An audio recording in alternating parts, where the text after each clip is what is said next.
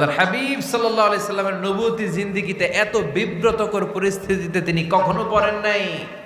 ইহুদিরা প্রতিদিন এসে হট্টগোল করে আর মক্কায় রটনা ছড়ায়, দেখো এই লোকটা যদি সত্যি নবী হতো তাহলে তো উত্তর করতে পারতো, ঠিক কি না?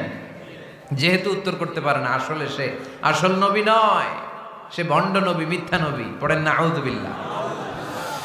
15 দিন পর আল্লাহ আয়াত নাযিল করলেন, ওয়ালা তাকুলান্না লিশাইইন ইন্নী ফাইলুন যালিকা গাদা ইল্লা আইয়াশা আল্লাহ। ও নবী, ভবিষ্যতের ব্যাপারে সামনে থেকে যখন আপনি ওয়াদা দিবেন, ওয়াদা দেওয়ার সময় ইনশাআল্লাহ শব্দটা মিলিয়ে দিবেন। সুবহানাল্লাহ পড়েন।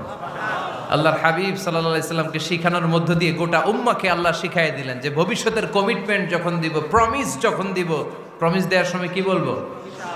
কি বলবো?